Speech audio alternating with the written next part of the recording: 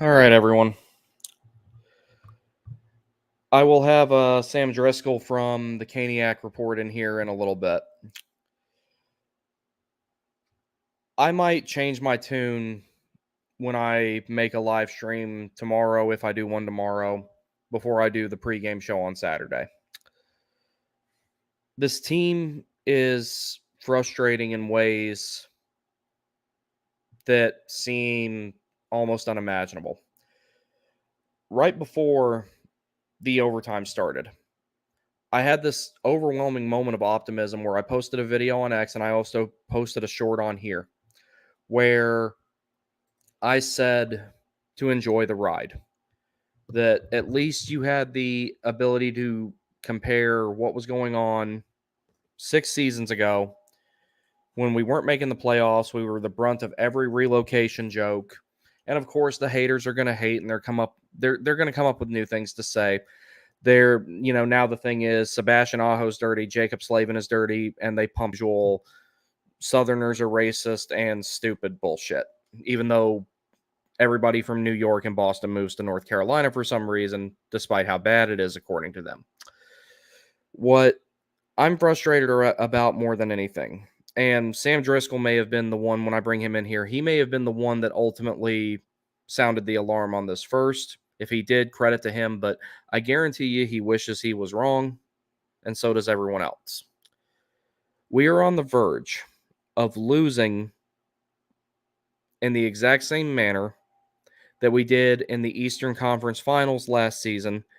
The difference being, one, this is only the second round, and you're losing to the best team in the league that finished first in the regular season versus losing to the team that barely got into the playoffs in the Eastern Conference Finals last season. We are now, even though you're accounting for the fact that some of these power plays were abbreviated because they were washed out by other penalties being called, we are now at a point where we are 0 for 16 on the fucking power play. And I don't give a goddamn what anyone says about the officiating, however bad it may have been. You can say it favors the Rangers. You can say it favors the Hurricanes. That's irrelevant. When you go 0 for 16 on it, you literally can't cry about it.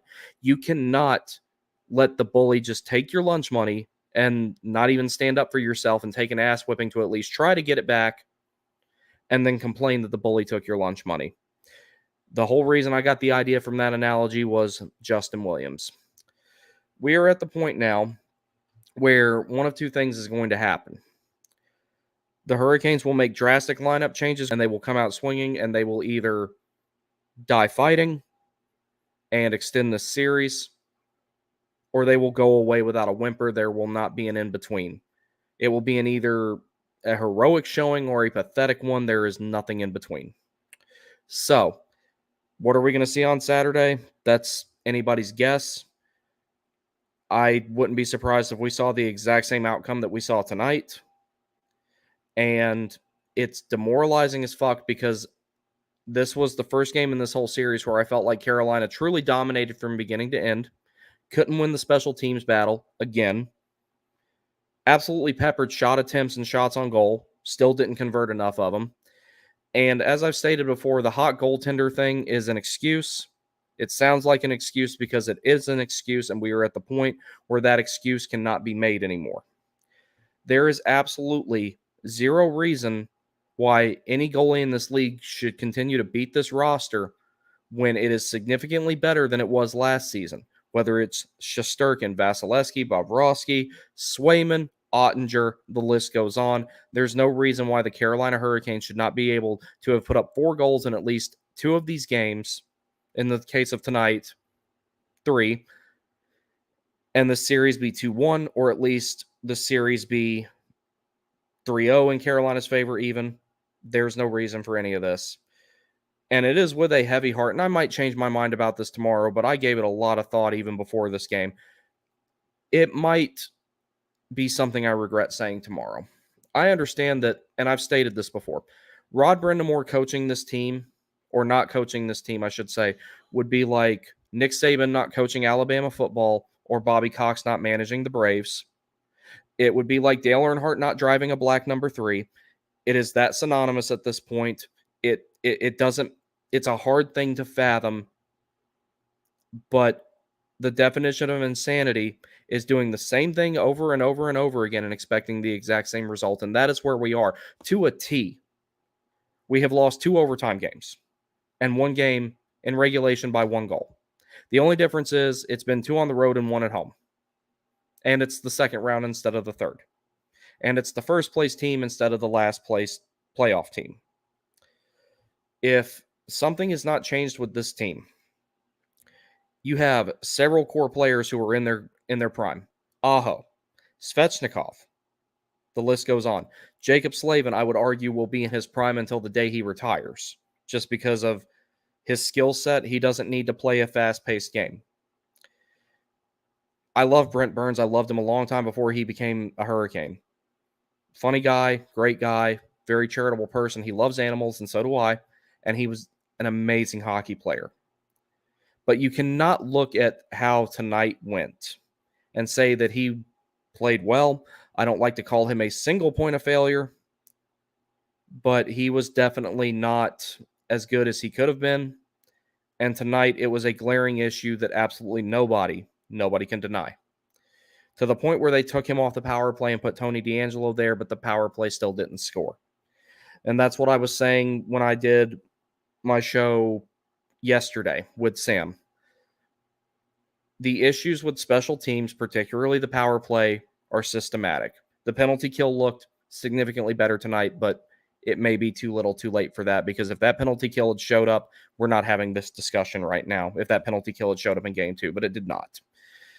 So we're at the point where, unless Carolina goes on a tear and wins the next 4 games in a row, which is statistically almost astronomical, you have a better chance of Earth getting hit by an asteroid, I would say. Unless that actually occurs, we're in a position where we really, really have to start thinking about the future as far as who's behind the bench, who's in the front office, and who we decide to retain and who we decide to let walk in free agency. So now that I've finished that, I'm going to invite Sam Driscoll in, and we will continue the discussion, because I imagine he was watching up until this point. I could have pulled him backstage. I don't know why I didn't think to do that. Sam, I am very sorry.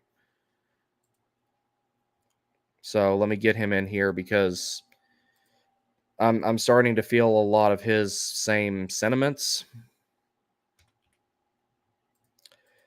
And, he just might have had foresight ahead of the rest of us about how all this was going to go.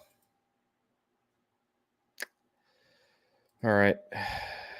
Let me let him know I sent him an invite.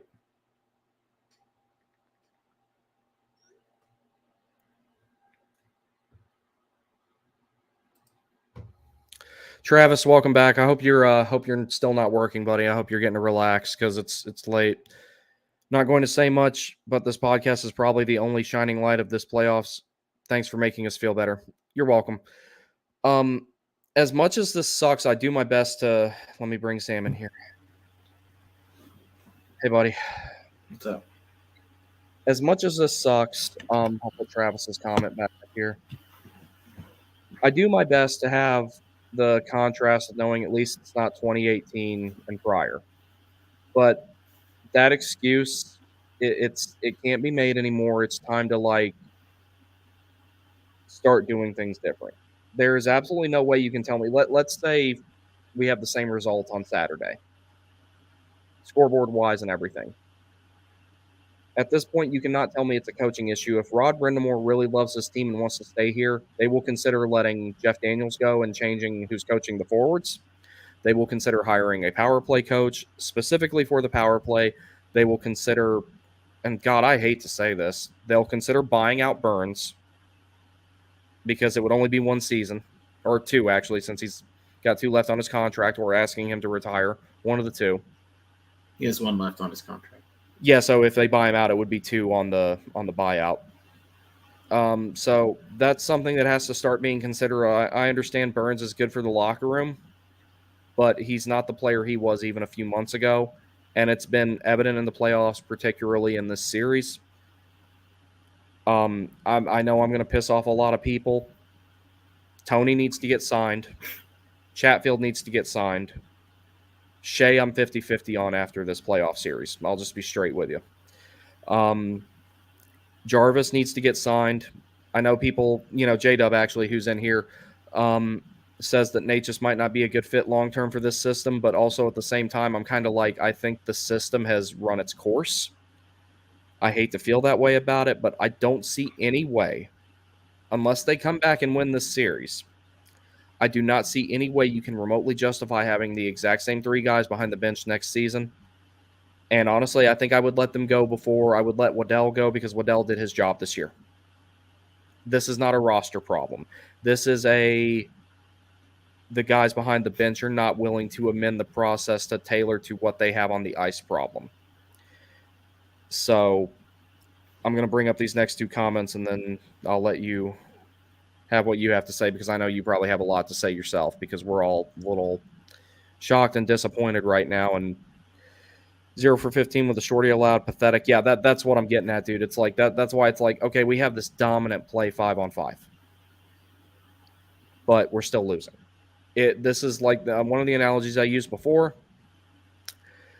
This is like playing a football game, scoring a bunch of touchdowns, and losing to a team that kicked nothing but field goals all day, and you lost. This is like hitting a bunch of grand slams and losing to a team that only hit base hits. It's at this point that has to be taken into serious consideration, and I don't mean that hyperbolically. We have to really start thinking about, is Rod Brindamore going to get us to the end? I know that that's a completely different thing from what I said a few days ago, but the circumstances are far different than we ever expected. I said Carolina in 7, but it was not this plan that I had. J-Man says, I love Burns, man. He slowed down so much it sucks. Yeah, it's been noticeable in the playoffs. In the playoffs, it's been particularly noticeable. I love Burnsy. I could never do his job. He will be in a wheelchair and be a better hockey player than I could ever be. But you can't deny this anymore. Sam, jump in anytime. I'm going to take a swig of my sparkling water. Well, thanks for having me back. Well, thank you for coming on. I don't want to suffer alone. I mean, I've got all my boys in the chat here, but still. Well, this, I said at the beginning of the series, Carolina in 5, and I want to justify that answer. I thought when you looked at this team in regular season, 1 penalty kill and 2 power play, I think I had every reason to justify it. I think this roster is better than what the Rangers have. I think the Rangers have 3 guys. I think they've got Trocheck, I think they've got Panarin, and I think they have Zibanejad.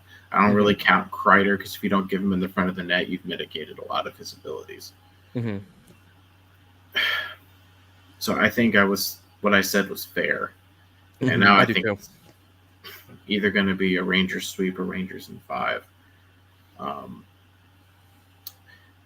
I said at the beginning of the season, when the conversations came around about Rod Brindamore, I would say end of last season, beginning of last season, that my answer to what I feel like about the coaching staff in general would be predicated on the result of the season that we're finishing up now, because it's going to be over Saturday, or it's going to be over on Tuesday, I believe. Yeah, it's Tuesday. I think Game 5 is supposed to be. And I love Rod Brindamore. I don't want that to be something where my criticisms of him taint that, because it's not true. But I do love Rod Brindamore. I think what he did for this franchise is important.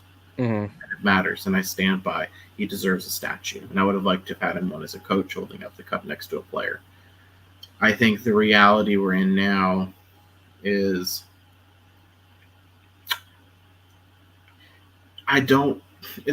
before the deadline, I said, I think this is on Waddell, because they haven't gotten the personnel to get it done, I don't think. And I think that could be the answer the last few seasons. You didn't have the personnel. But now you have the personnel, and they're playing well. Jake Gensel's having a playoff. I think he's having a series, and so is Aho.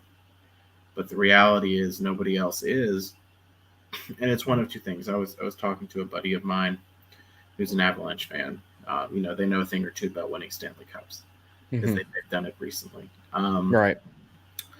And one of the things he said was, maybe it's time for for a new captain. I think that's a possibility after this season.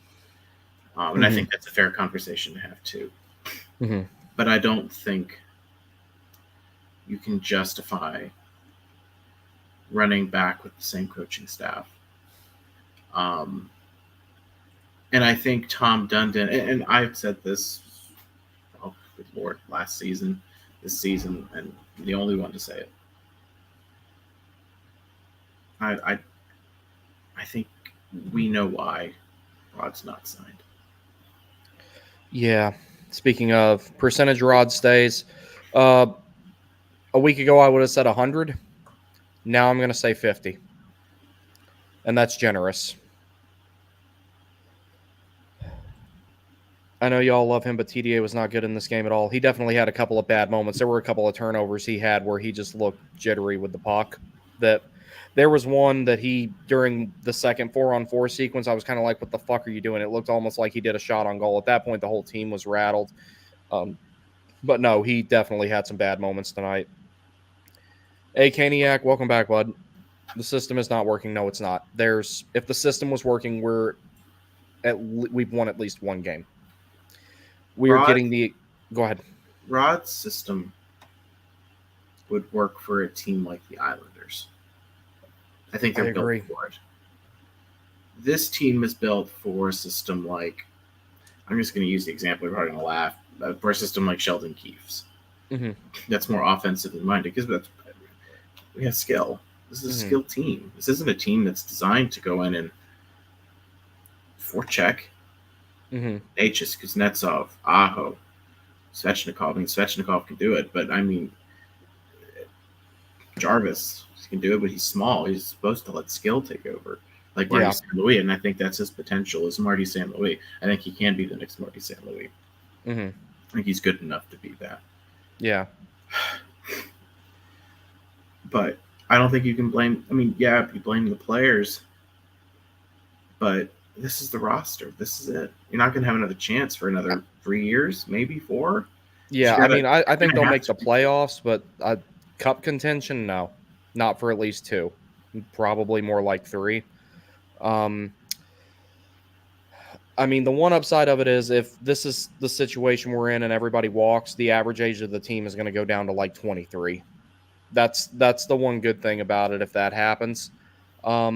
A. Kaniak also says special teams is getting out coached. Yes, like which significantly. Is Rod. It's Rod. Yeah, that's Rod. If you want to know who's coaching it, it's Rod Brindamore. Ask Adam Gold. Yeah. He won't agree with the jumps we're making as to what needs to happen, but he'll tell you Rob Brindamore is a special teams coach. It is not Jeff Daniels. Rob Brindamore runs the power play. Yeah. But they're also like, as dominant as they are 5-on-5, they're not converting 5-on-5. So I would let Daniels go before Brindamore, and that's my uneducated assessment of it, obviously. I let him also go. At this point, that's got to be on the table. Like, I don't like the nuclear option, but what the fuck else do we do? You definitely don't bring Daniels back. He's been here since I think Rod took over. Yes, Rod. They hired him and Dean Chenoweth. I missed him. He was a great one. Well, that's why he got a payday elsewhere. Yeah, Jeff Daniels got to go. Yeah, I mean, again, this is all predicated on the fact that we're not gonna win this series, and I don't think we are. I do think we win Saturday. I do. I really do. I don't think they're going to want to get swept at home. I mean, I know I keep putting this optimistic spin on it. I can't believe this team will allow itself to be swept again.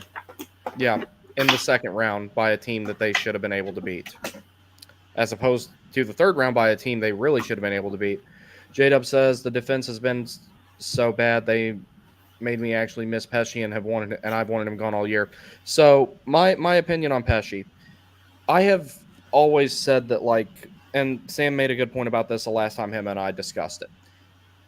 Brett Pesce's one of my favorite Hurricanes ever, but I also would believe that he had lost a step and he was not worth, at least for the Hurricanes, he was not worth the payday that he's going to get on the open market. Right-handed shutdown defensemen, especially ones you can employ in top 4 roles, are one of the hardest spots on a roster to fill.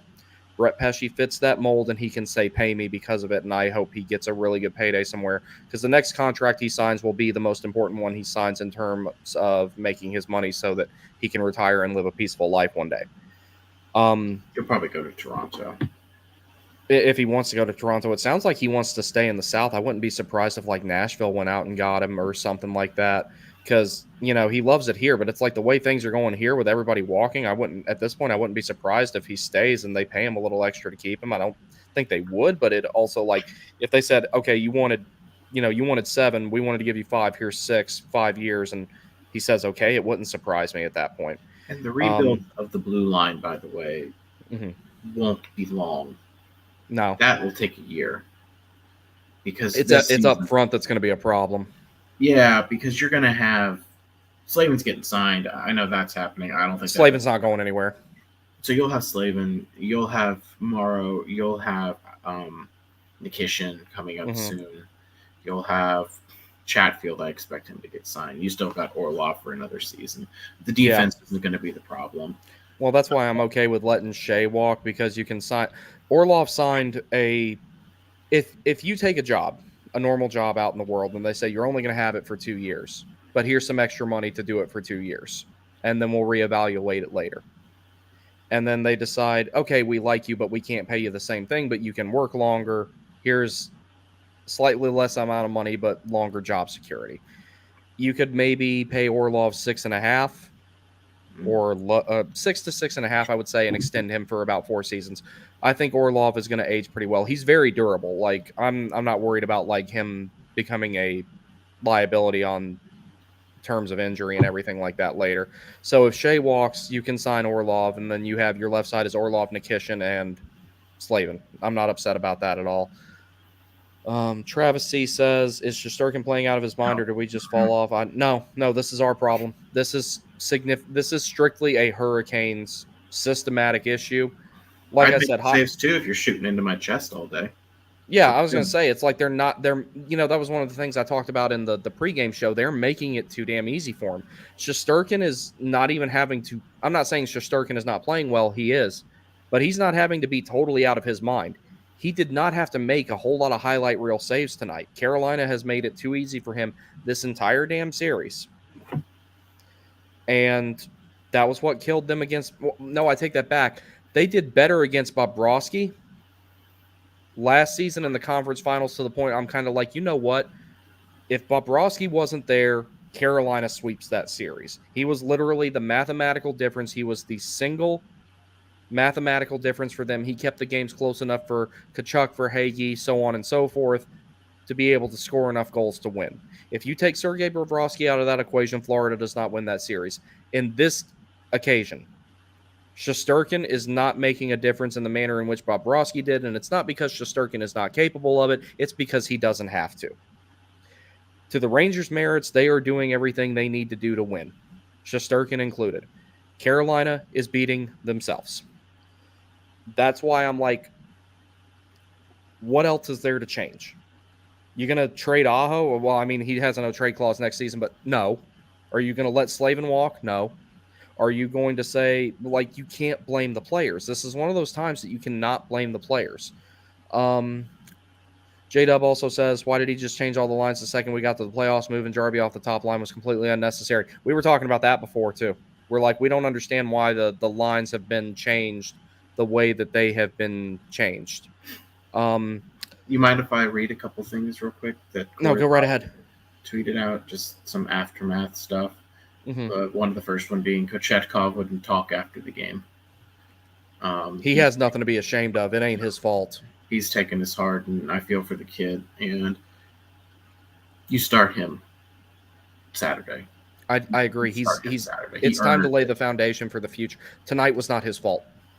The next tweet, there seems to be some idea that talking to Kochetkov would be about pinning the game on him. At the end of the Stahl scrum, I asked Stahl about how well Kochetkov played. Talking to a player isn't about assigning blame. It's about having a full picture of the game. Kochetkov's upset. Here's some stuff from Brenda Moore, and I think this will show why I think Rod has lost grasp of reality. And that sounds harsh, but I think when you hear what he said, I think you'll understand.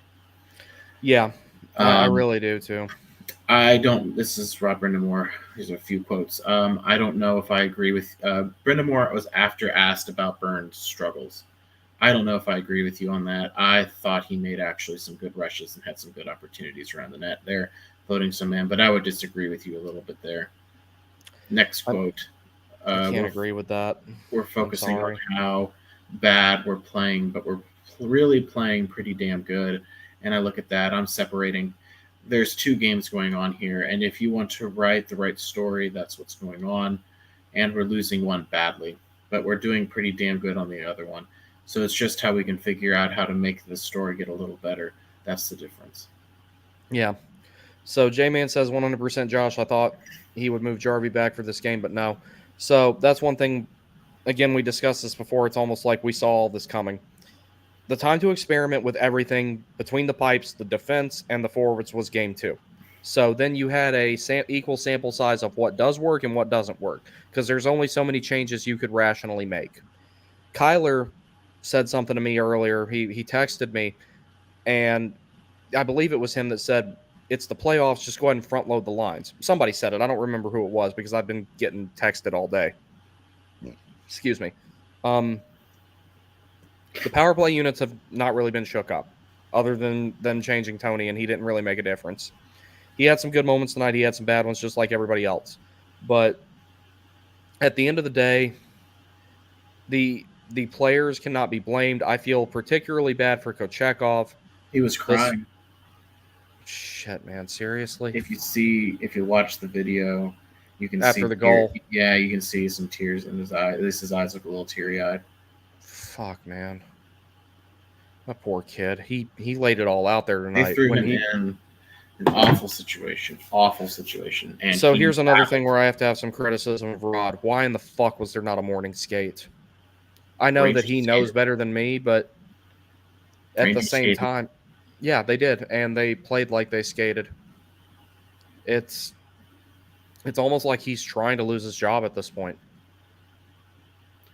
I I, I don't know what the fuck like if they don't practice tomorrow or if they don't have a morning skate come Saturday, I don't know what to say about that.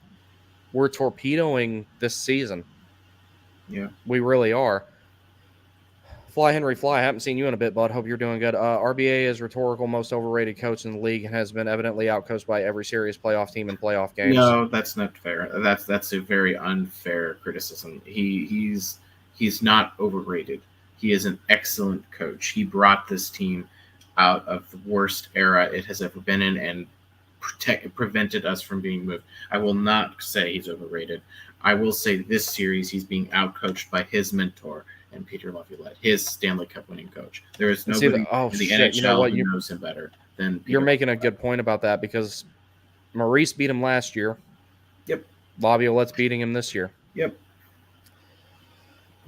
It's this sucks, man. Look, Rod's not overrated. He's just not.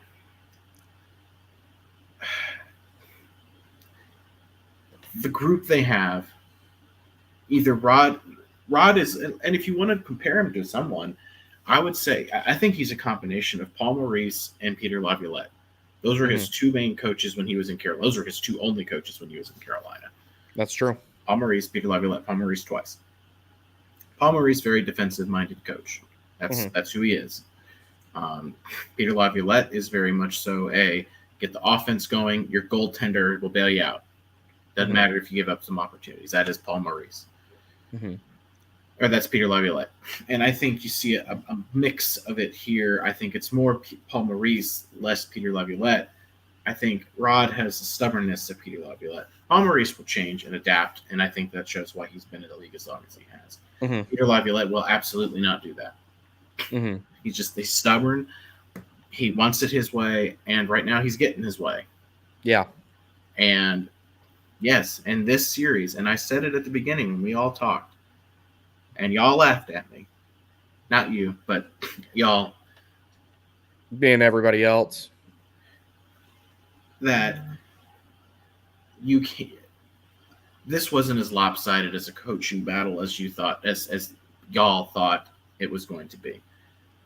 Actually, include me in that because I I thought Brendan Moore would outcoach Laviolette by a mile. I'm not going to pretend otherwise. I'd be lying if I said anything else. I've been very honest about who my favorite coach is in the National Hockey League. It'll always be Peter Laviolette until someone else gives me a reason to like them, who's coached behind us. And Peter Laviolette showing once again why in his first season as a head coach, he's going to get a hell of a lot out of his players.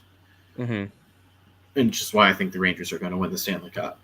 I hate it. I hate it. I loathe it. I don't want it for that fan base. There is not a fan base in the league more other than maybe the Vegas Golden Knights fans who I think deserve it less than the Rangers. Yeah. They deserve it less. Travis C says, I'm the biggest Rod stan, but he definitely deserves criticism, unfortunately. Yeah, and everybody's been reluctant to give it to him because of who he is. And, you know, it's like, let's say they hired somebody other than Rod to coach the team. I would give that person less leash. I really would. Rod, it was just kind of like, okay, things weren't working at first when he first started coaching the team. Then it got better. It became a powerhouse. It became a Stanley Cup contender. But when we're at the point where we can't get the last little bit, like last year we were 4 goals the other way away from going to the Stanley Cup Finals. We are losing to a team that we could easily be either 2-1, 1-2, or 3-0 on. We have a better roster on this team than there has ever been.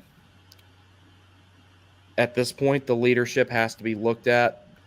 And that's one thing I like about sports compared to regular society. It's a little bit more of a meritocracy in a lot of cases when it comes to the leadership. Because, for example, today, the boss that I have in real life, he should not have a job doing what he's doing. But it's not enough of a meritocracy for his ass to be working at McDonald's serving up fucking fries and apple pies like he maybe should be. I hate to say that about him. I think he's a nice guy, but I don't think he knows what the fuck to do in terms of leading people. A Caniac, we do have skill. Yeah, and it's being underutilized very badly. It's not Bill Peters era bad, but it's not good. Well, I would even argue then I don't think we saw what Bill Peters could do with skill, and he got Calgary to the playoffs, and I think he got them decently far. No, they got knocked out in the first round. They did. I thought he made like a round or two, but he still got to the playoffs. This is just. I feel like I'm beating up on Rod a lot, and maybe it's not justified. I really don't know, but 6 years. We'll say 5. 5 years, you didn't have the skill. You didn't have what you needed. You lacked a pure guy who can put the puck in the net. This year, you've got speed, you've got youth, you've got veteran leadership, and you've got a guy who can put the puck. You got a couple guys who can put the puck in the back of the net, and you've got 2 goaltenders who are elite. I don't know what else you want me, who else, or what else I can blame. I don't know what else you want me to say. You have, I mean, if you want to run it back again next season with the same group, why are you expecting me to see difference? I mean, I don't know if Jake Ensel's coming back, but if Jake Ensel doesn't come back, who are you replacing him with? I mean, I don't see what else there is to do other than look for another coach, other than strip Stahl of the captaincy. And I'm not saying that's the direction to go. I'm not criticizing George Stahl, by the way. I thought he's had a hell of a series too. I think he's been great the entire playoffs.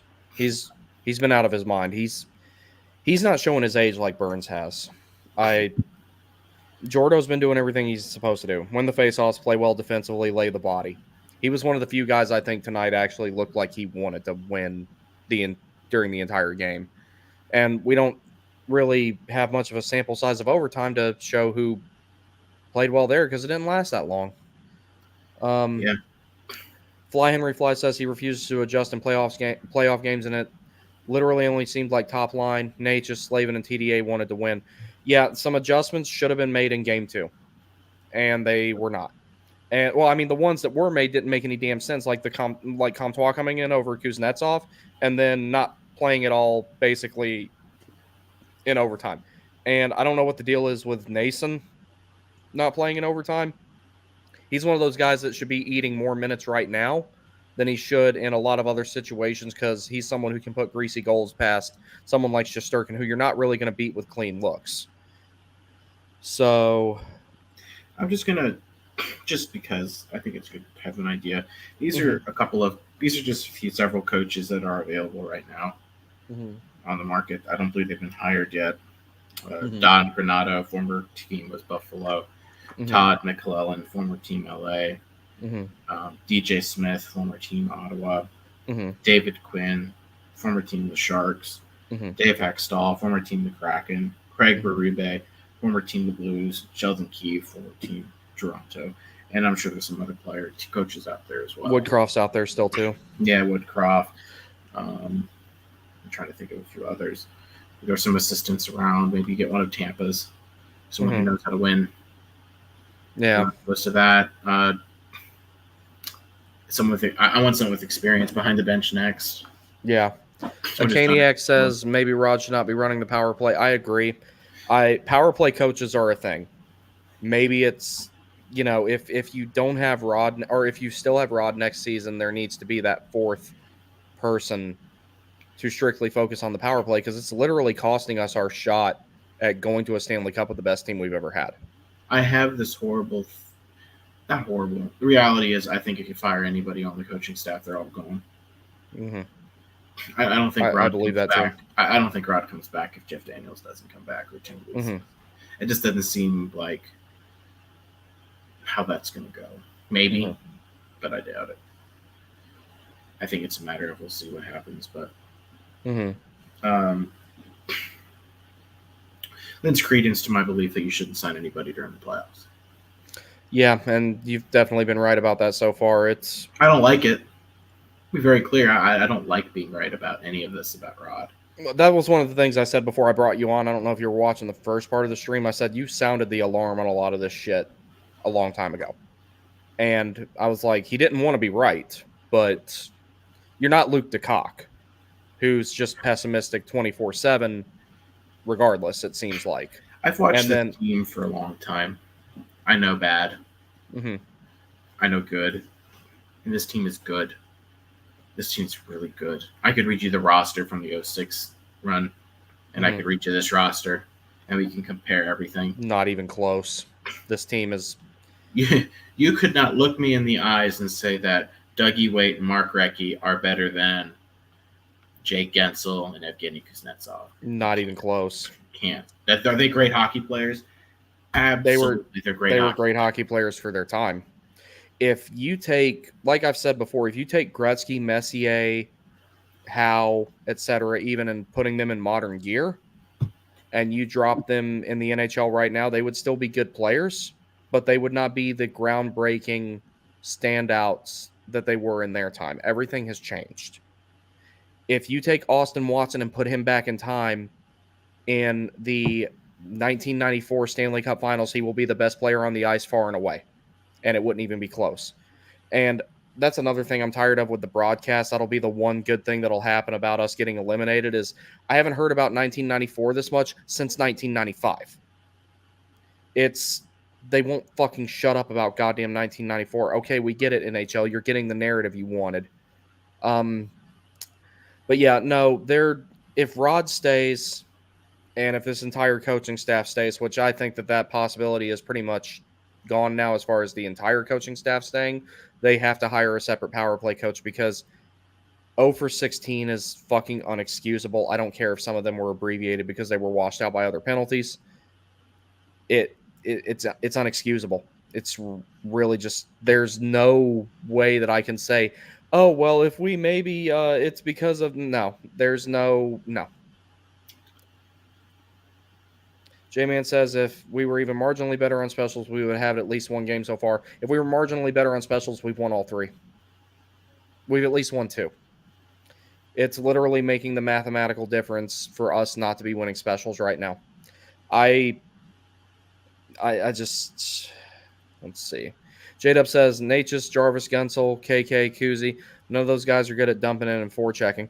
Yeah, and that sucks because at one point in time, KK was actually really good at that. I don't know what's happened to him where the physicality dried up. I think KK had a good game. I think he was solid tonight. I wanted to see him beat the shit out of Jimmy Vesey. That would have been great. That would have made the night a little bit more bearable. Yeah, I'm not going to Seeing Tony, criticize the dude who stood up for his team like that tonight. no, and seeing Tony stand there with his gloves off and his hands on his hips, going like this, like I'm right here. That was one of the little bright spots. Fly Henry Fly, tip for Rod, 50 shots from the blue line and shot angles just boost Shesterkin's confidence. Yeah, and Boucher basically said the same thing. All these low percentage shots are not going to help. A Caniac says, I will be pissed. Yeah. A lot of that going around. I don't blame you, buddy. Agree about Pesci. Yeah, like I said, I'm not a Pesci hater. A lot of people think because I like Tony, I hate Pesci. Well, one, that would be stupid because they're like best friends. Him, Shea, and Pesci are really tight, and they're also really good friends with TVR and Hayden Fleury and Trocheck, and Jimmy Vesey and Tony are actually really good friends. So it's like everyone wants to criticize him for things, but they won't say anything about any of them, whether it's on the ice or off, which is fucking gross. But Pesci, it's like if he takes enough of a discount, I'm okay with him staying. I don't think him being out of the lineup is making the difference. I don't think Foss being out of the lineup is making the difference. This is a coaching issue at this point. This is a leadership issue. J-Dub, how long are we going to waste our time on KK? KK, if he stays, he needs to be relegated to a third and fourth line center role, and then he'll probably start to exceed expectations again, like he did last time. And then that's what he needs to settle into. And I think if he settles into that, he'll be fine. The price point he's at right now is going to be the running price tag for a bottom six center in probably 2 seasons anyway. So it could age really well. That being said, if they're going to trade him, they have to do it sometime before next July because his no trade clause kicks in, even though it's only 10 teams. But a 10-team no trade clause also held Shea from getting potentially traded, even though it sounds like the team wanted to keep him. I don't know if they still do. And Pesci had a 15-team trade clause that kicked in on July 1st last season, and that's part of the reason why he was not traded. Let's see. Fly Henry Fly. I would love to get Natchez back. He seems to have countered the can't perform in the playoff allegations this year. If Natchez comes back, Rod cannot. Yeah, Natchez doesn't fit with this system. He's going to go somewhere and put up 100 points. Yeah, if he goes to Toronto or Edmonton or somewhere like that, he will. And my biggest, I'll once I get through more of these chats, actually, I'll go ahead and say it now while it's fresh on my mind. When I sit here and I start tallying up the times that Rod has made coaching decisions, lineup decisions in the playoffs that I haven't understood. The first one I'm going to go back to. When Carolina finished sweeping the Islanders in 2019, Mrazek came off of an injury and went in against Boston, and we got swept. The way that Curtis McElhinney was playing in that series, I was very, very, very much against putting Mrazek back in the net, at least for the first game. I think McElhinney should have kept playing because the dude was on a heater. I don't think we win that series regardless, but I don't think we get swept in an embarrassing manner if McElhinney is in net. I don't have a crystal ball to know that for sure. That's just my opinion. And then I start looking at some of the other times, like game 1 against Nashville, I didn't understand, like when we played them in the modified bubble. I didn't understand some of the choices in that one. And then I don't understand the rationale. Well, I understand it, but I don't agree with it. I don't agree with Kochetkov not being in for game 2. The Comtois decision turned out to not be the greatest decision in hindsight. At the time, I was hopeful for it, but scratching Kuznetsov, I know he's been kind of brutal lately, but I'm still kind of like, I don't know.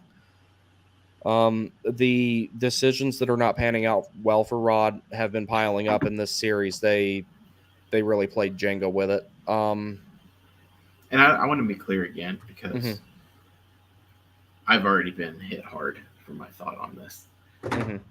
We love Rod. You love Rod. We do. Rod. I don't think there's a Hurricanes fan, even those who are calling for his job, would say they don't love Rod Brind'Amour and recognize this team isn't where it is without Rod Brind'Amour. And I think that's something we always need to be thankful for. I think just as like I don't think the Toronto Maple Leafs would be as talented and as skilled without what Sheldon Keefe did for that hockey club.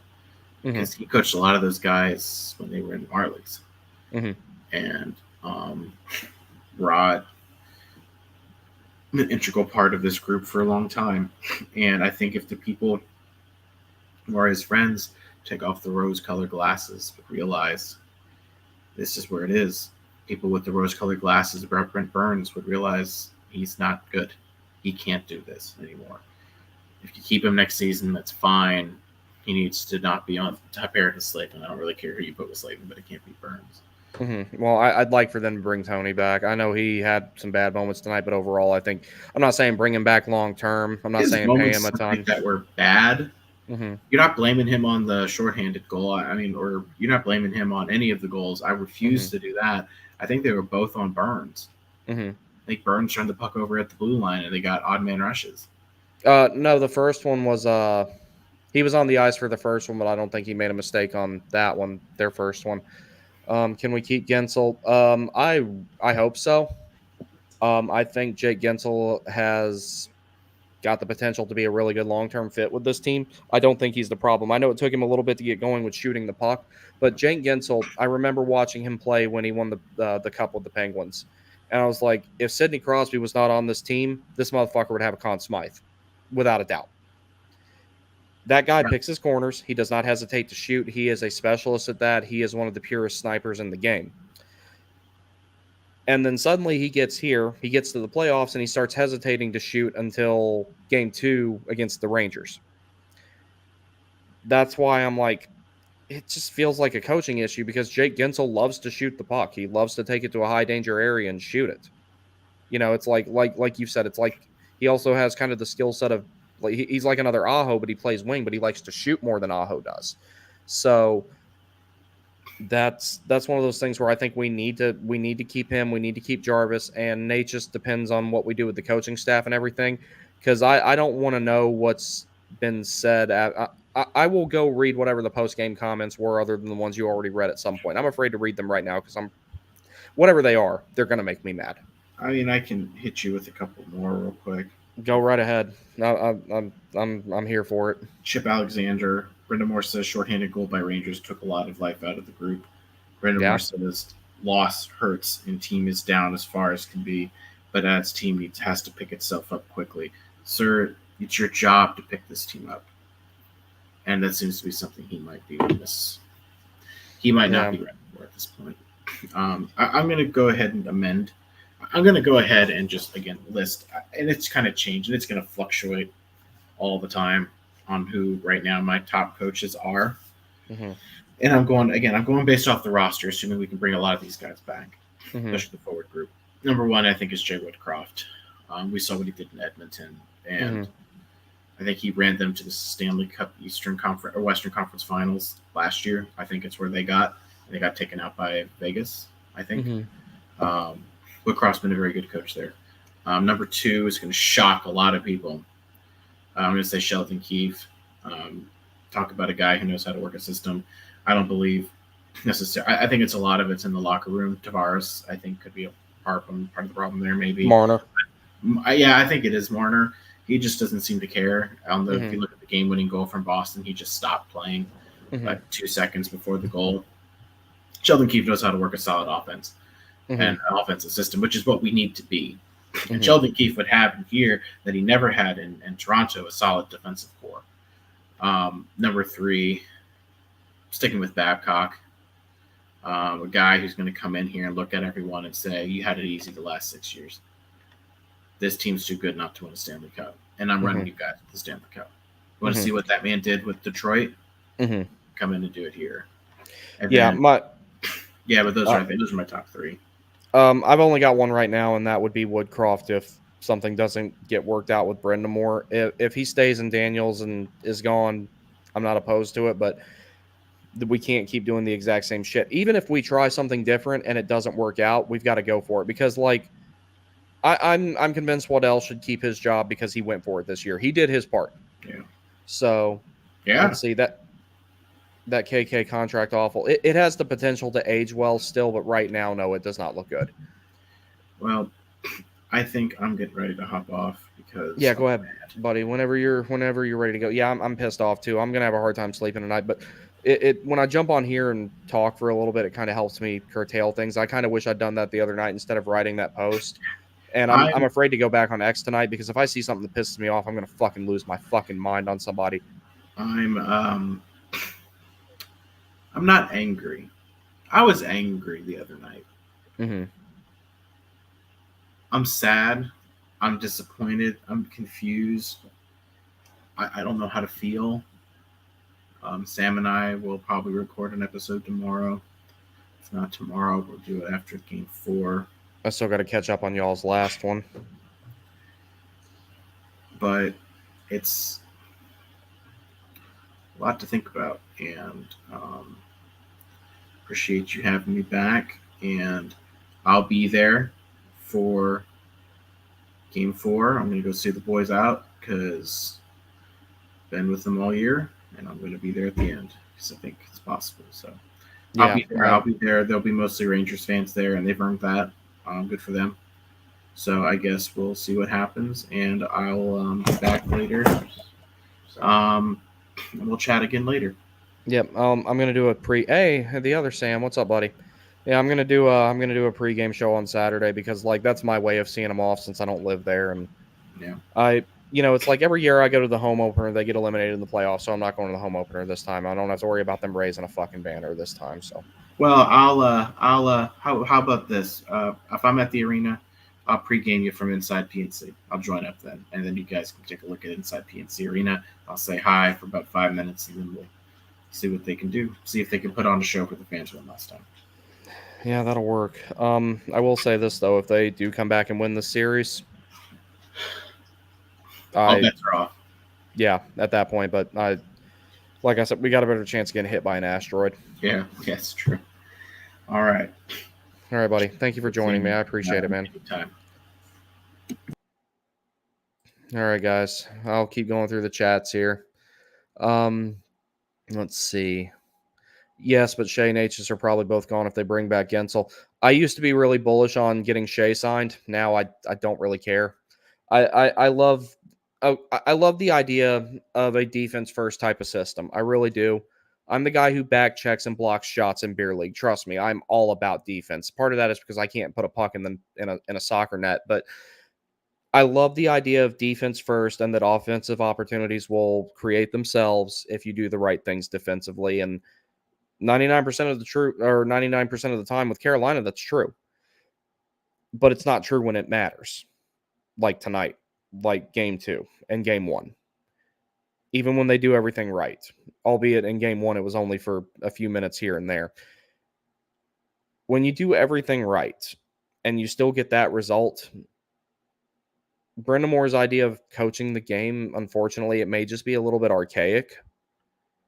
Most of the time he played was in the dead puck era. It was pre-lockout. It was when two-line pass was still in effect. And that I've actually got a whole video about how I think two-line pass was the most significant rule change in the history of hockey.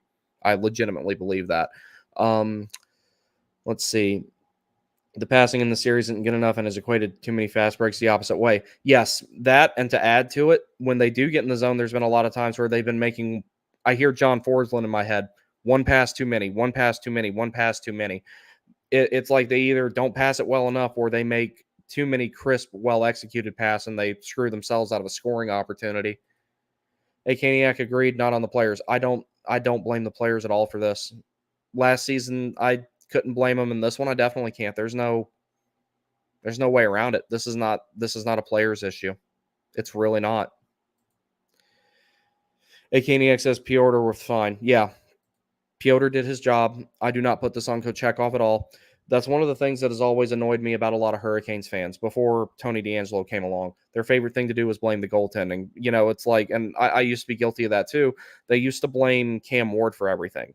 And then, at some point or another, I realized Cam Ward did not have a good team in front of him. I used to blame Eric Stahl for a lot of shit. Eric Stahl had 2 AHL lines on his depth chart below him. Wasn't his fault. Kochekov plays, or Fly Henry Fly. Kochekov played out of his damn mind. He stopped like 5 breakaways. No goal. This game was his fault. I agree. Kochekov is not someone who needs to be blamed. And I didn't realize that, like, when the camera panned into him after Panarin scored the overtime goal, and I looked at him and I didn't realize he was actually crying. But now that I think back on it, I'm like, the kid was in tears. He left it all out there every single time that he played. I know some people are critical of how far he comes out to make a poke check and how aggressive of a style he has. but there's no hesitation to his game. If he decides, I'm going to go all the way to the top of the circle and poke check this guy, he does it, and then he owns it after the fact. There's no hesitation in his game. Kochetkov is definitely whatever doubt there was about him being the Canes goalie of the future should be out the window after this season. He's been excellent. If Freddie didn't come back, Kochetkov still gave us a chance to win. Spencer Barton, I want to get a bigger sample size of him before I say that he can definitively back up Kochetkov in a season when Freddie Anderson's gone. I think he could. He did look good, but Kuchi was playing well. Unfortunately, coaching let him down. Yeah, he did great. There's no way to say that he didn't. Anyone who puts this game on Kochetkov doesn't know shit about hockey. Anyone who puts this game on Kochetkov needs to go watch golf or go watch basketball or cricket or whatever. Hockey's not for them if they think that this game was on Kochetkov. It just wasn't. I honestly think Kochetkov was better than Anderson. In this series, yeah. I mean, we don't have a way to compare them in the last series, but in this series, in this game tonight, Kochetkov was the better goalie. And I didn't realize it before, but he had a .960 save percentage against the Rangers in the 2 games he played against them I think 3 actually. I think he played all 3 games against the Rangers in the regular season. Oh, yeah, Kuchi looked very steady and calm, which Anderson didn't seem to be. Yeah, Anderson let some leaky-ass goals in, too. Kochetkov, like, none of those were on him.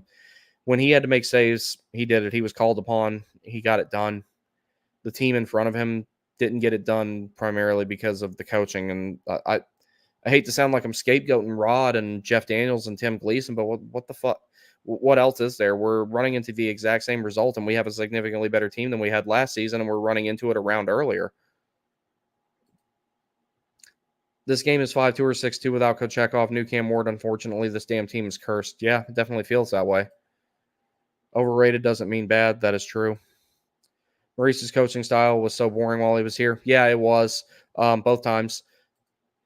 Travis C, I was really young, but my dad said at least we aren't the 2002-2003 Canes. Yeah, that was... I barely remember that because I was like 11 years old, I want to say. Yeah, that was not a fun time frame. Some piece of shit Rangers fan came in here and started running his mouth, so I kicked him. The 02 Canes made it to the finals based on defense and good goaltending and some good luck. Oh, and while I'm at it, speaking of Rangers fans, not all of them, because I've got a lot of mutuals that I know on X.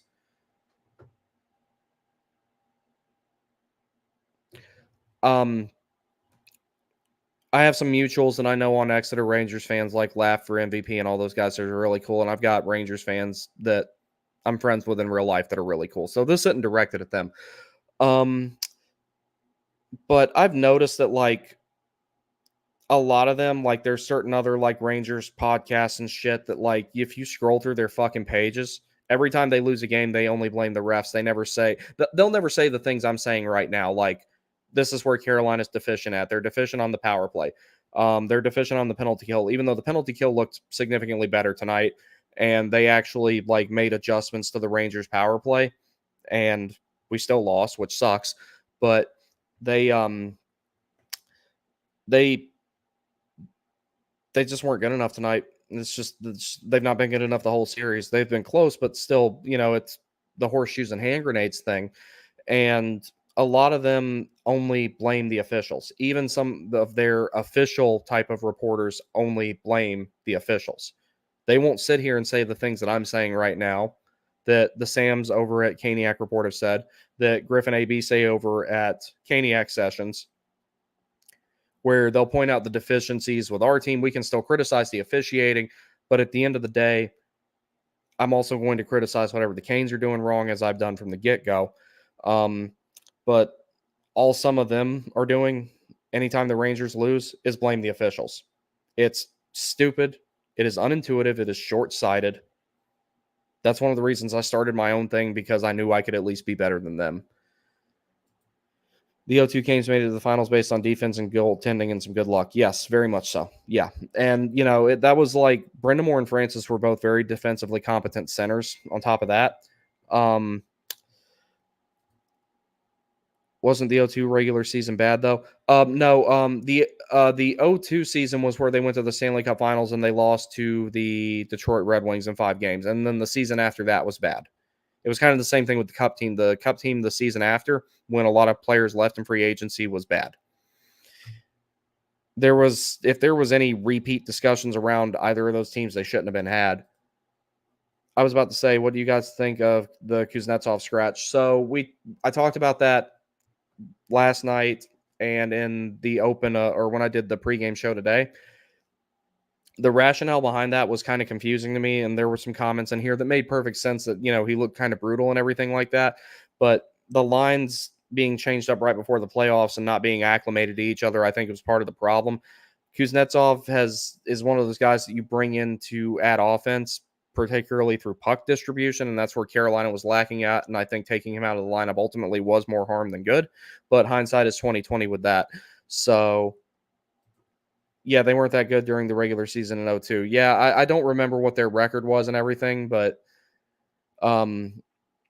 I do remember, like, during the 2006 season, people were like, oh, yeah, of course they won the Southeast Division because the Southeast Division was weak as fuck. And I'm like, well, yeah, that's true. But the Metropolitan Division this year kind of sucked, except for us and the Rangers. And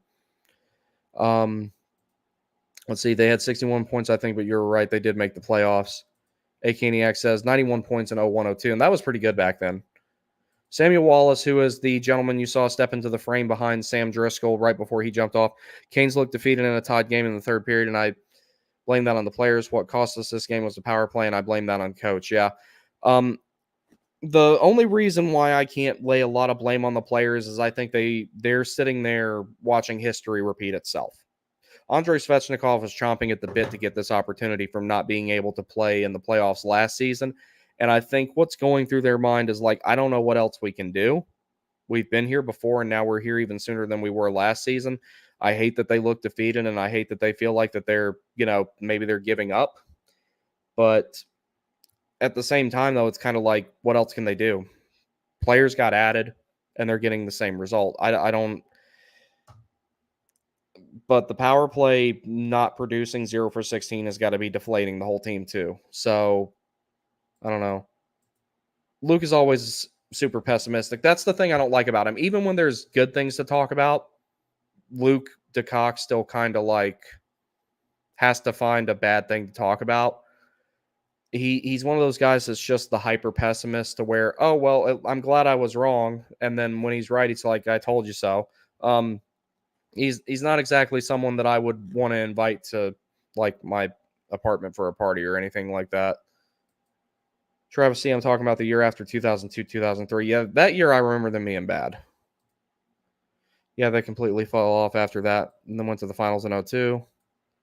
Got to go with the hot hand. Yeah, leave Kochekov in net.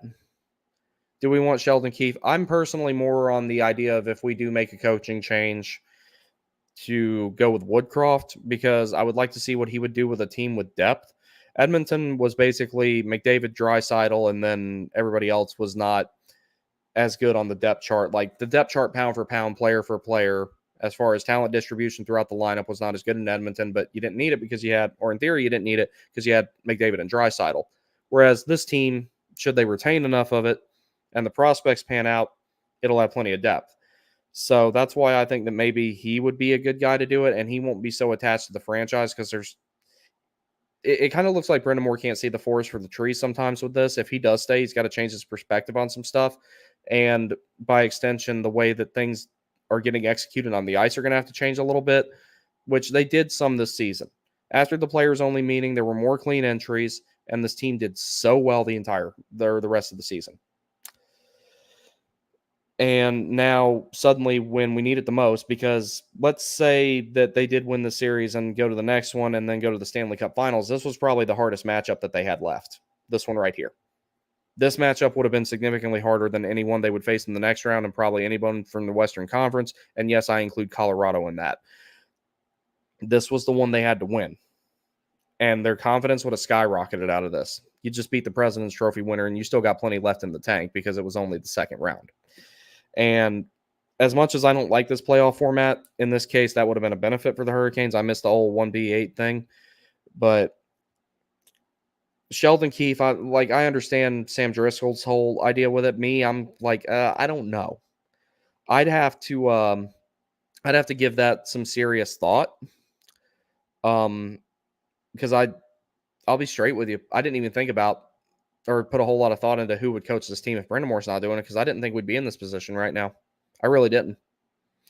I remember last season when I hadn't been to a hockey game in about 2 years because I decided I wanted to wait until all the mask mandates and everything like that lifted. Like, the organization and the league can have whatever rules it wants in regards to that whole type of thing. I just didn't want to do anything with that. I'm like, when all that stuff's over, then I'll go back to a game. And when they lifted that, I went to the home opener against Columbus last season. And I forgot they were wearing the 25th anniversary sweaters that night, which it makes sense why they would on the home opener and everything. And I remember seeing the team come out, and I've got a video of it. It's actually on the channel. If you go to the shorts page, it's like the first one that I ever posted. And I'm sitting there thinking, I'm like, wow, this team is different. And I remember texting my dad and saying, this team is different. Like, there's something special going on here and everything. And I felt that way up until Jesper Fast won, which I was also in the building for. When Jesper Fast put the Game 5 winner in against the Devils, I was like, this team's going places. This one's got it. I really felt that way. And after the ECF against Florida, I was kind of like, you know what? I will never say that again. I won't even say it to myself. I won't write it down on a piece of paper. I won't say it in Latin. I will never fucking say that again. It ain't over until it's over. And I legitimately thought they had it last year. So despite all the good signings in the offseason, despite all the, hype around the team this season and the betting odd favorite and all the other stuff, I could never bring myself to really say the things I said last season. And I wanted to be wrong about that, but what we're witnessing right now is why. That I decided I will never say, or if I can help it, really think it again. Because I remember Freddie came out first. This was last season. Freddie came out first, Stepan came out, and then Burns came out. And I just felt this completely different vibe with this team. And we don't have a crystal ball to know what it would have been like if Svechnikov, Kasha, or Pacioretty had been there. And we replaced Stasny, Stepan, and Pacioretty ultimately with Gensel, Kuznetsov, and Svechnikov for this playoff run to compare it to the roster from last season. And we're in a worse position now than we were at this point last season. So Sheldon Keefe, jury's out on that for me. I need to do some research on that. I really do. That's one of the things that I've always done my best to say about this channel. There's been times people have asked me questions. If I don't know, I'm not going to give you an answer. There's some people who will make stuff up. And I hate to say this about Steve Dangle because I know a lot of people don't like him because of his personality. I'm kind of indifferent to him. When they did the series preview of us and the Islanders, they fucking butchered that very badly. And when they did so, I was kind of like, yo, I understand you guys have deadlines because you have sponsors, investors, whatever. But you should also have enough people employed to be able to do research or ask around or something to get a more accurate reflection of what you're talking about. I took all the time to put the stats together and everything for my series previews, but the good news is I'm probably not going to have to do another one this season. Let's see. Coconut Kyle, not based off of his playoff performances. I'm assuming that's in regards to the Sheldon Keefe thing. Yeah, that's just something I got to do research on. AKNEX says, good point. Good coach, though, to be fair. Yeah, I think if given the right circumstances, I think he is. Are we the new Maple Leafs? No, we're not that bad. No. The only way I would say we were the new Maple Leafs is if we invested all of our money in 4 players and wondered why the fuck that we couldn't win 5-on-5. That would be the time that I would say that. I'm not worried about the Hurricanes being bad for a long time. I think that them taking a step back next season is going to happen because we're not going to retain everybody. Some guys are going to go chase a paycheck. Some guys are going to go chase a cup and not feel like that they can do it in Carolina. And I don't blame them for feeling that way depending on what happens as far as the front office and behind the bench goes. So I think that the Hurricanes have to consider letting some guys walk that they weren't going to walk or let walk before for the sake of getting younger. It might be time to get Morrow, Nadeau, Blake, Trikazov, all those types of guys, start getting the minutes in the big club, even though they'll have Chicago to go to develop. All the reasons RBA has to go, Keefe would seem like a bad choice, but I don't know enough for sure. Keefe's team just went 0 for 20 on the power play, so that would be a good reason not to bring him in because then we wouldn't be solving a problem. BG, welcome back, buddy. Crushed. Yeah, me too, pal. That's why coming on here and talking to you guys, it helps me out a lot because like I remember when they lost game 3 against the Panthers, I told myself I would never get like as emotional as I was. Like my girlfriend got mad at me and everything about it, and she had every right to. I was just kind of like, well, what the fuck do we do now? It's just like I'm in this point of like I still care, but I'm also like engaged in total and complete apathy at the same time.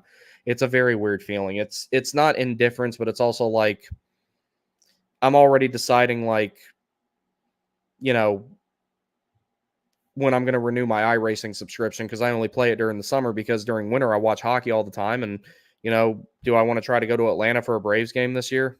Because I've never been to one in Atlanta. I've only been to once when they play the Nats. It's like, which NASCAR races do I want to go to? Where do I want to, take my 4 or 5 day vacation at some point? Like, I'm already thinking about that shit, but also at the same time, I'm pissed the fuck off because I was hoping to have to allocate so much of my time over the next 4 or 5 weeks or so to hockey, and it's just not. It's probably not going to happen. Yeah, stay off of X, homie. Yeah, I'm doing that too because like the thing that pisses me off about it, a lot of the people over there that shoot their mouths off at me behind burner accounts and stuff, they would never do that to me in real life. And the same goes for a lot of other people. Um, so I just kind of let them run their mouths and have their glory because the internet is all they've got. So X is a cesspool. Yeah, to the point where I've thought about narrowing myself down to where I just post links to my videos and have minimum interactions. But like I've said, as much as X pisses me off, Sam Driscoll, I would have never known about him or met him had it not been for that. Same thing with the other Sam Wallace and Griffin AB at Caniac Sessions, and I wouldn't trade knowing those guys for anything. Blow the team up.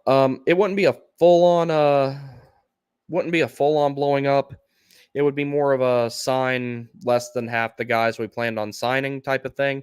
I think you signed Chatfield. I think you signed Tony to short-term type of deals. Shea, I'm okay with not spending that money at this point. I'm fine with that. Slavin, you can go ahead and work out his extension, even though it wouldn't kick until the season after because he has to stay. And I didn't think I'd be saying this, but like you got to start considering maybe buying out Burns because you'd only pay the penalty for 2 seasons, and San Jose retained 50% on it anyway, so it wouldn't be that much. Kuznetsov, I don't know what the fuck you do with Kuznetsov. I've not been impressed, but I don't think he's been horrid. He's not been as relevant as I would like him to be on the score sheet.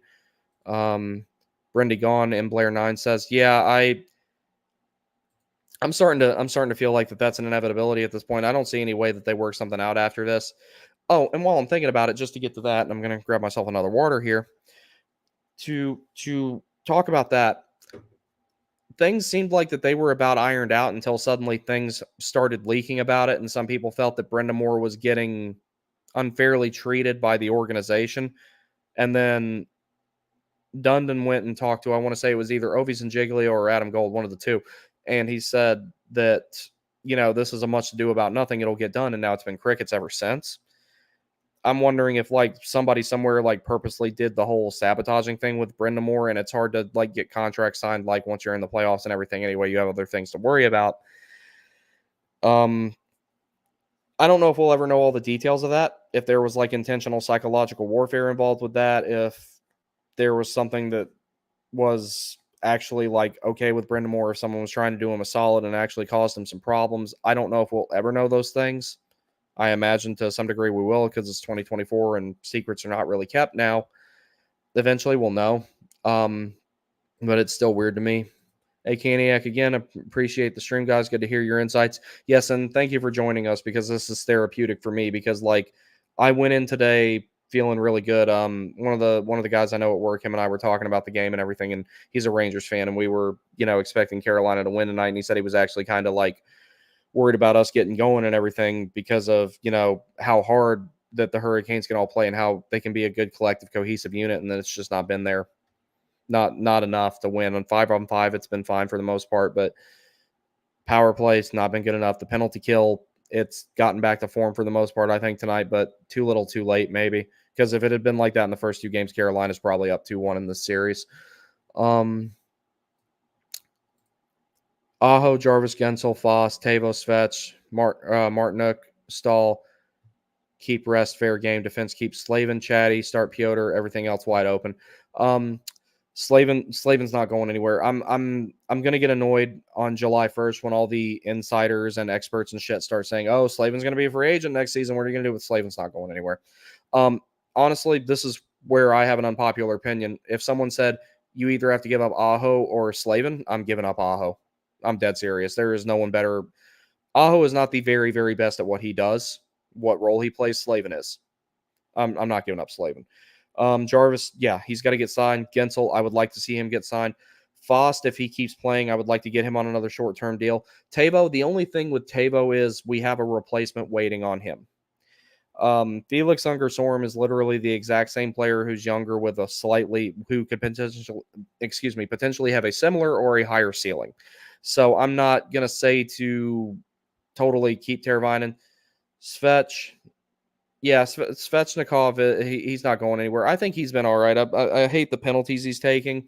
He's got to clean that up because there's times where he has, and then this series he's been really bad. But it's also like I think the officials, just for whatever reason, they fucking hate him. They call him on some of the most ticky-tack shit I've ever seen. Jordo's been good in this series. Jordo's been himself for most of the season. He's had lapses here and there, but I think that like a lot of people are criticizing him, and I don't think that he should be criticized. He's played out of his mind in this whole series. He's not putting up a ton of points, but that's not what he's for. He's there to lay the body and play good defense and kill penalties, which he's not been the problem in any of those things. Defense keeps Slavin, Chatty, start Piotr. Yeah, I agree with all that. Piotr, definitely, I think he's going to start taking the step to being the starter next season. He's going to play more games than Freddie, even if Freddie is healthy. Him and Anderson have both been good. Yeah, and that's why it's like Anderson playing next season. It's just I think that they're going to really transition from Anderson being the 1A to Piotr being the 1A, and I'd say they'd split the starts about 52 to 30 games, maybe 48-32, something along those lines. BG, Piotr played great, and huge reason why the future is still very bright. Yeah, I'm not worried about the future of this team because the team that we're going to have in about 3 seasons is going to be significantly better than the one we have right now. Nikishin, Morrow, Blake, Nadeau, Trikazov, Felix Unger-Sorm, for example. And I'm not saying that every single one of these guys have to work out. If most of them work out, Carolina's going to be fine. They really will. The look on Aho's face says it all. Yeah, as competitive as he is and seeing him look like that was either one of two things was going on there. The likeliness is that was Aho going, fuck, we're screwed, but we still got to play game 4 and try to make something happen because you have to win 4 games either way. Doesn't matter what order you do them in, but statistically speaking, the odds are not in Carolina's favor at all. It's either going to be that or he's going to go on some crazy shit and he's going to hold up a Conn Smythe with a unilateral agreement from everybody who votes on who gets it. The latter is unlikely, but if it does happen, that's where it started. What if we modify the system and play a more patient game? So they did, it seemed like, modified the system during the regular season. It seemed like that it was starting to be more based on being patient with the passing, clean entries, more deliberate on the power play, and being a little bit more well executed, and then now all of a sudden it's not working. That's why it's like, okay, the system does for the most part work, but it seems like at some point or another it gets to the point where it just doesn't sustain itself. And at the worst possible times, literally 2 years in a row.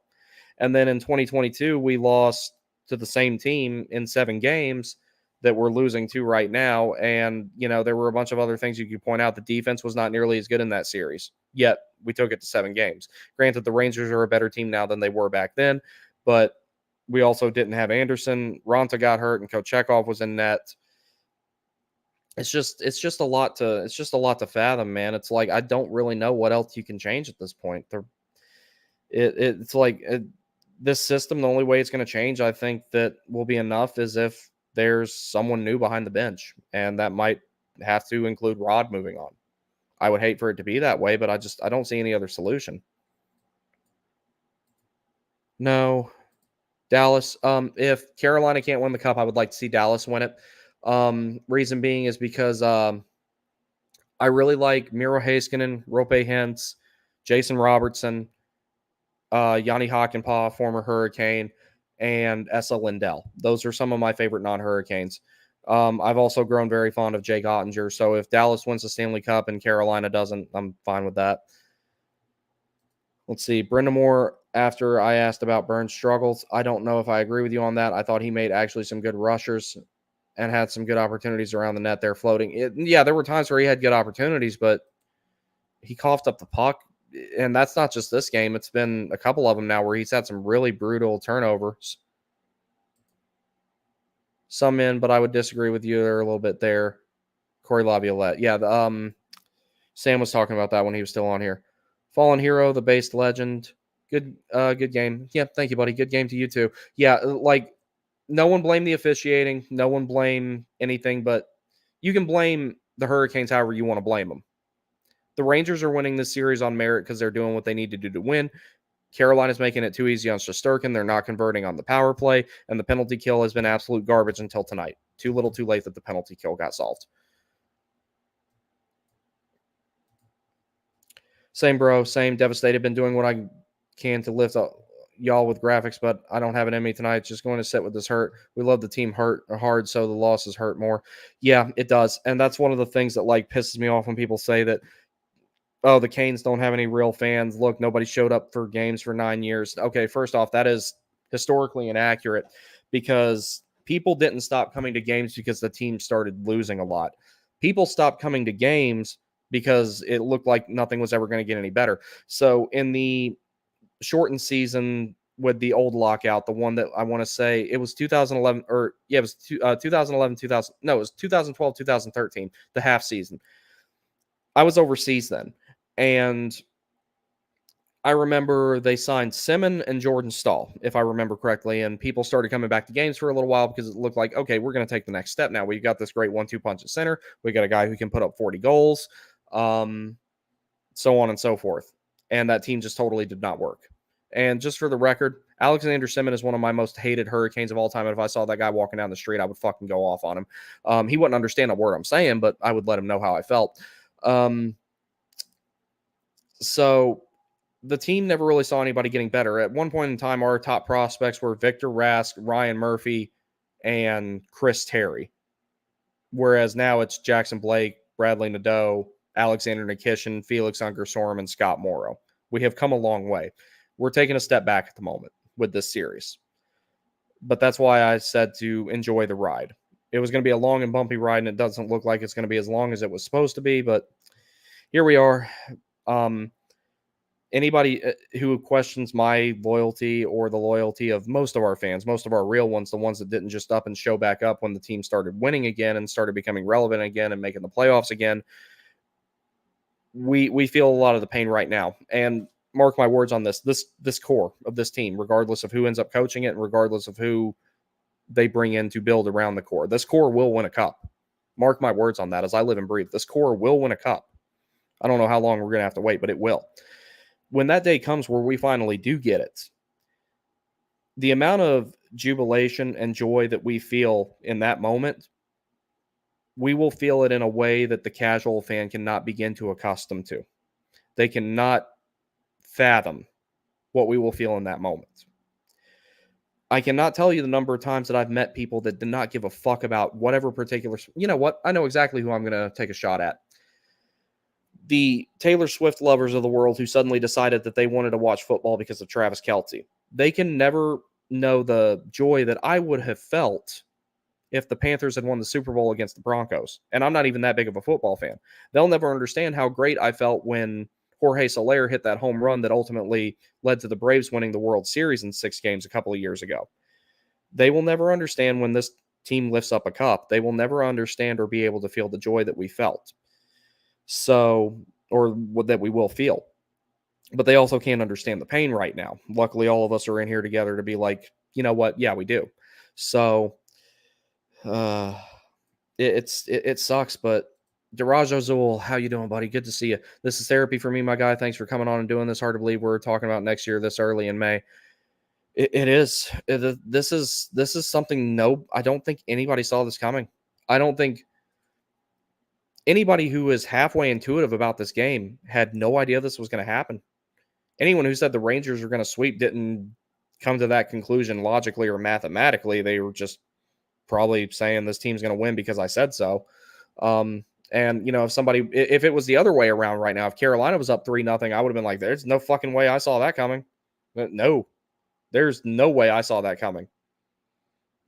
No way in hell. A Caniac says, does Turbo have a problem with passing from the slash he took last year against the Islanders? I don't think so.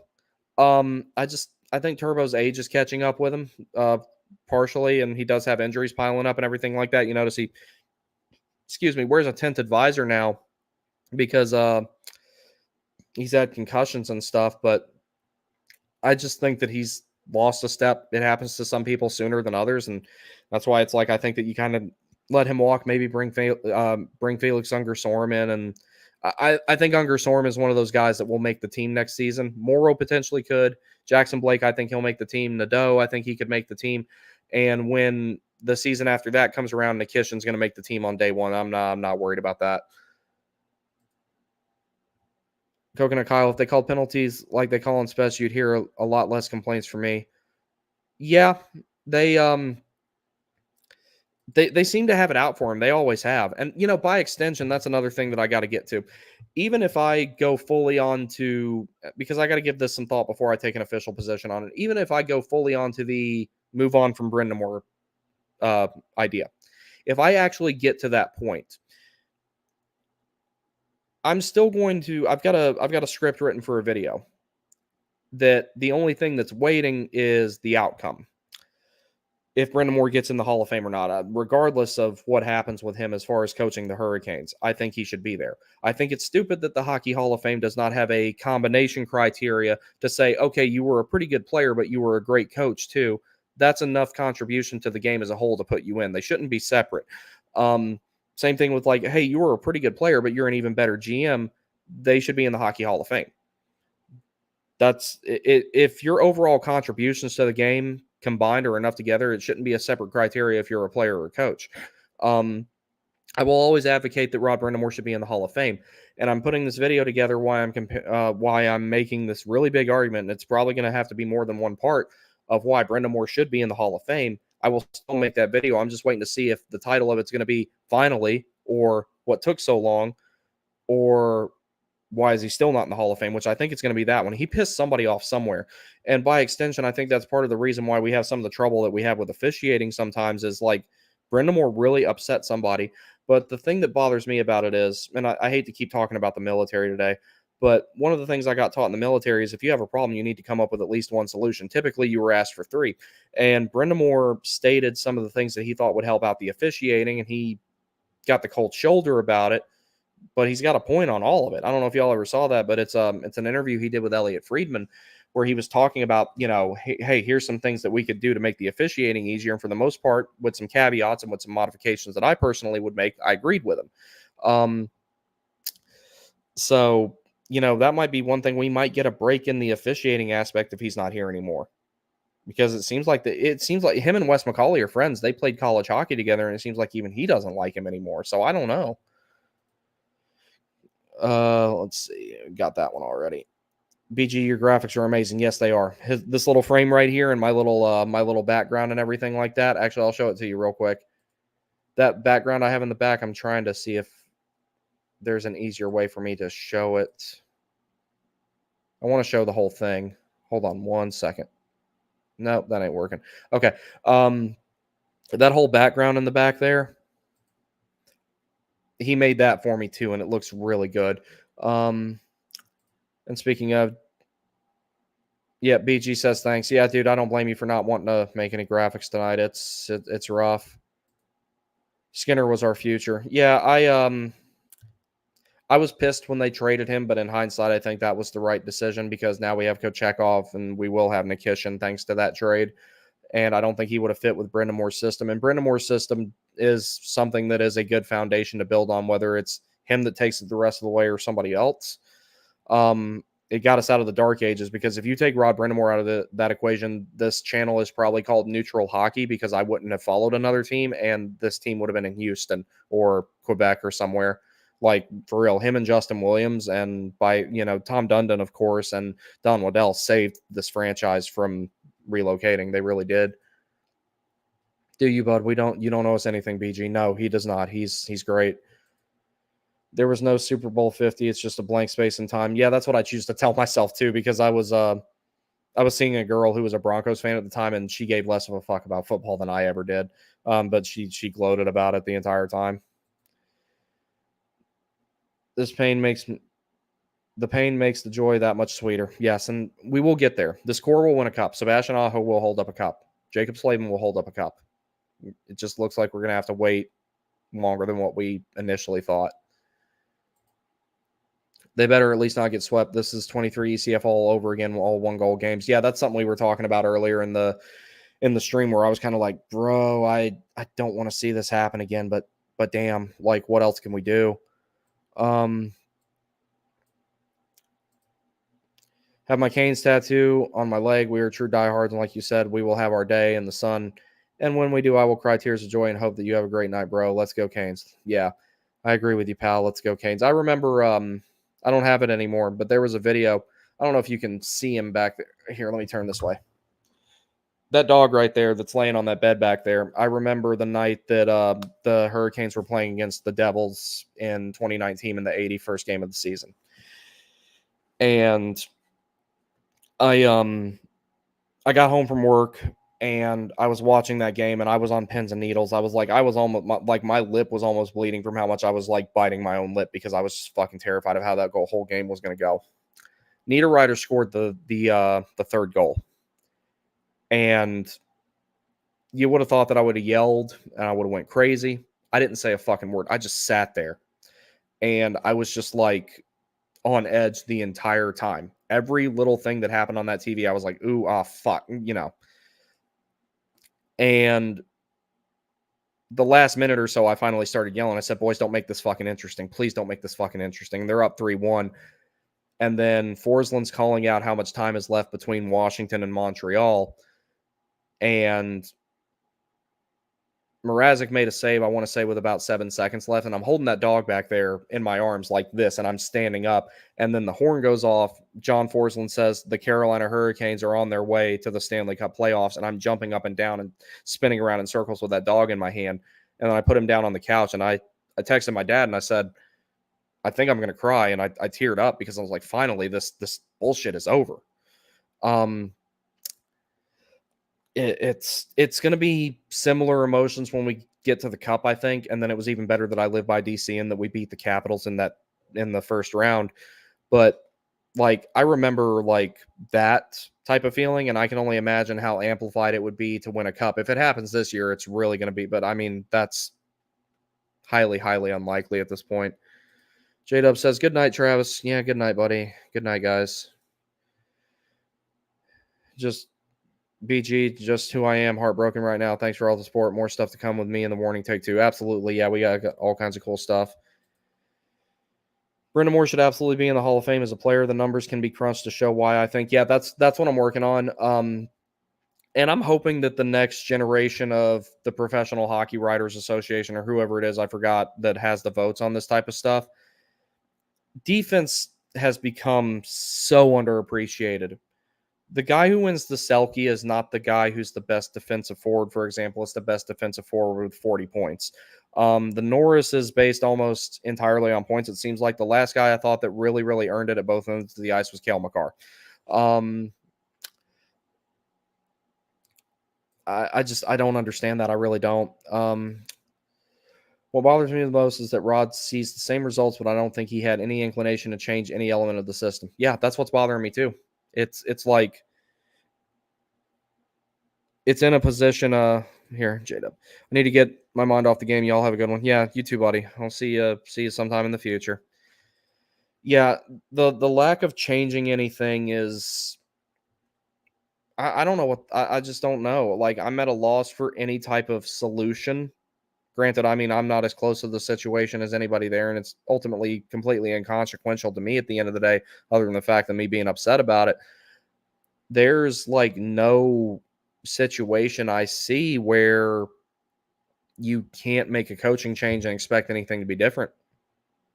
I just don't see any way that you keep the same people behind the bench and not get the same result or worse with this young and upcoming team. I thought it a few years ago and didn't think it for a long time. And then I've mentioned it tonight that I think maybe Brendamore's style of hockey is just kind of archaic. It doesn't work anymore. It works to a degree, but not to a cup winning degree. That's just kind of where we're at. It's unfortunate, but it's a results business, as Trip Tracy likes to say, and we're not getting the results. Hell, we're getting worse results. Also, should have never let Trocheck walk 2C, has been a vacuum ever since. So from what I understand about that, Trocheck was going to walk anyway. He wanted to play for a larger market. That's why there was no real big attempt at contract negotiation before he left, because they weren't going to be able to keep him anyway, even if they threw more money at him.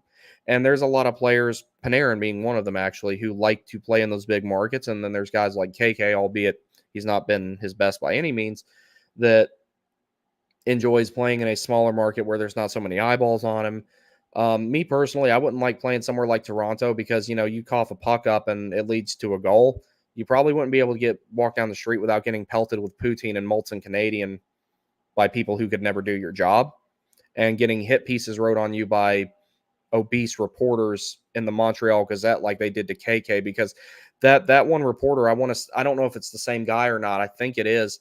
I got into it with him about something on X, and he's like, your mother said you were a third-tier piece of shit. Now, I mean, I understand why he said that to me. What I said to him was pretty harsh, but I'm pretty sure it's the same fucking guy who wrote the hit piece on KK, and I'm like, bro, you can't do his job. I guarantee you cannot do his job. So, Fox too. Well, Fox wasn't going to sign anyway. Fox made it abundantly clear when he was with the Calgary Flames before they threw him in and traded him that he wasn't going to sign with the team. He said he would only sign with the Rangers. In a way, that kind of pisses me off because I'm like, bro, you're lucky to be here. Yes, you're a talented hockey player and you had to work to get here, but at the same time, though, there's people who get priced out of the game when they're kids. That, there's somebody out there that would have been better than Connor McDavid, I'm sure, but his parents couldn't afford to put him in travel and he had to play house or something. Like, I'm sure that's probably a thing. So, all right, guys, it is midnight. I'm going to end this particular stream. I may have another one tomorrow. So we can just kind of chat about things and everything and see whatever news develops and everything like that. But I don't think there's going to be much left to discuss this season. I really don't, unfortunately. If they prove me wrong, great. But this is hard to look at and say, okay, let's just go win one, go on the road to MSG of all places and win another one. AKNXS, thanks for the stream, brother. Have a good one. Yes, and thank you for joining. It's been great having you guys here. I just don't look at this like, I even in the conference finals last season, I didn't totally give up until Tkachuk scored the fourth goal. I still had a little bit of hope in my heart. I'm like, if they win one and get back to PNC and then win another one, it's 3-2.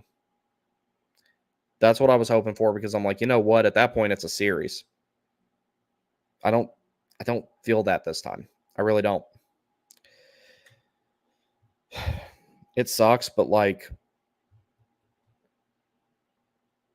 at the end of the day, there's nothing any of us can do. We just kind of got to sit here and hope for the best and get ready for next season. That's about all we can do. Get some rest, bro. And thanks for the group therapy. We'll link soon. Absolutely. Yeah, I'll try to have a stream tomorrow night. Even if we talk about other shit. If you guys are interested on it, if you want to go on X or leave something in the comments here once the video is done being live and just goes to being posted, or the recording of it posted. If you want to talk to me about other hockey non-related shit, or like the team I'm wearing up here, the Fayetteville Marksmen, they're in the SPHL, and the SPHL is actually my favorite league. That's something I wouldn't mind talking about. Why, I've got some really cool stories from that league. I've met a lot of players there. I actually met George Alves when he was still playing in that league. I was a young kid back then. I saw him at the gear sale a couple of years ago, and he didn't recognize me because I didn't have any hair here, and I had a ton of it up here. How times have changed. But y'all have a good night. Thank you for joining me. This sucks, but it's just the way it is.